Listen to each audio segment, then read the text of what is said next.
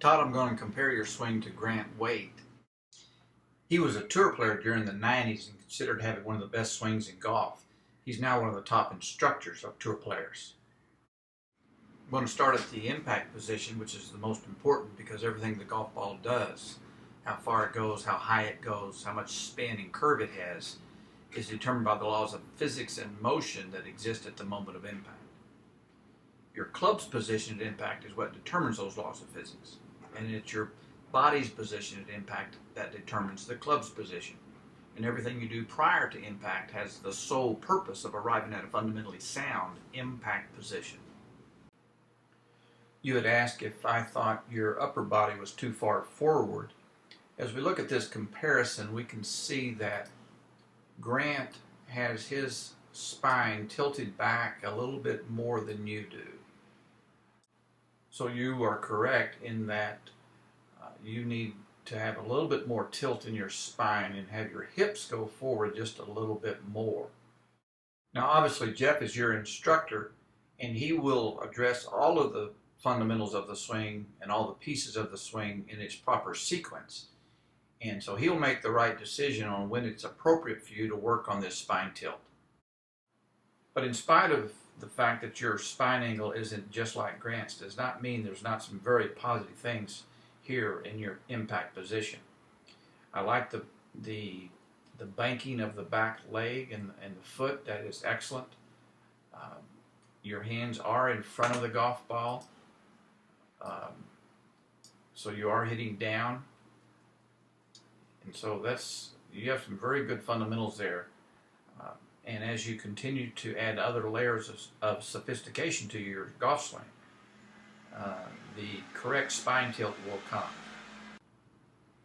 As we look at your setup, there are certainly some very good things here. One, I do like the extension you have in your left arm is in line with the shaft, which easily puts the hands in front of the ball at the beginning of the swing. So you also have more weight on your left side than you do your right side.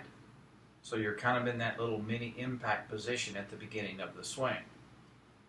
Now Grant has his weight distributed where he also has a little bit more weight on his left side, but you do have your spine a little too vertical at the address. Grant has just a tad bit more of a tilt, so he's concentrating more on bumping his hip to the left and not his upper part of his spine, not the sternum part of his spine. So his lower center is moving to the target, but not his upper center.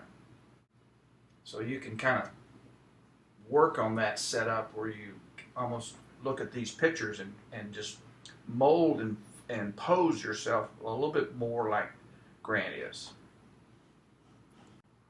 As Grant moves from the 1 position to the 3 position, he has maintained his weight on that left side. So he has a stable axis around his left side. His left knee, hip, and shoulder are all still on that line. As you go back, you do an excellent job of accomplishing the same thing. Knee, hip, and shoulder are all on that left side. You're letting that left knee flex and your right leg extend. This is excellent. So that's a very good takeaway. You're setting yourself up in a very good position. I should mention that you also have your feet flared just like Grant does. So this is a great foundation to build your swing on.